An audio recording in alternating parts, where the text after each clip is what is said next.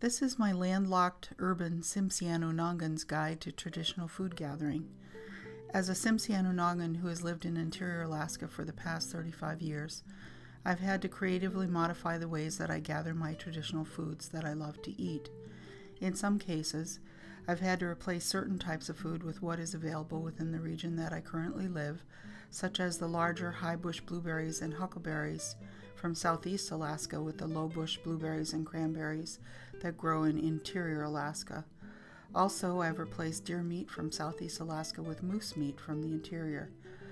Following are most of the foods that I love and are the foods that make me feel most strongly tied to my Tsimshian and Unangan cultures.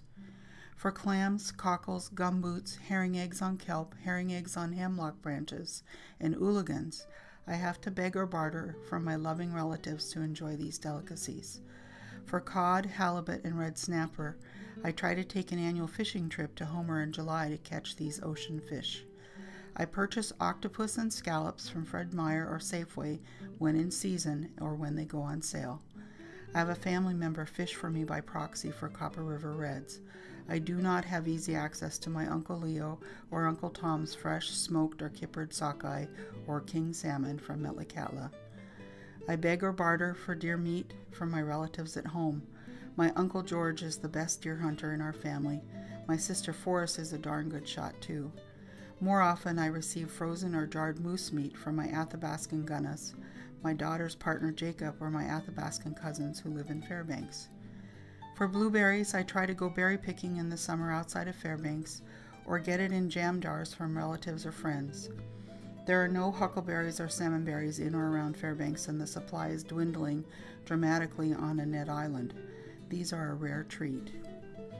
I go picking for low bush cranberries in the early fall after the first freeze on our 10-acre homestead just north of Fairbanks. Crab apples are a rare treat that I get from my relatives in Ketchikan or Metlakatla. I usually eat these in jam or jelly form as they are too tart when eaten raw. For seaweed, kelp, and sea asparagus, I beg or barter from my relatives and friends in southeast Alaska. High in salt and iodine, I eat these with rice and in dishes such as kajumps, with salmon eggs, seaweed, rice, and ooligan grease. Sea asparagus and seaweed are delicious in salads too.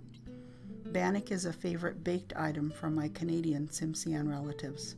My cousin Margaret's husband Randy is the best bannock maker in our family. I have a good recipe. Fry bread is a treat always served at potlatches and special occasions, but something I am trying to limit my intake on. However, it is a wonderful vehicle for homemade jam.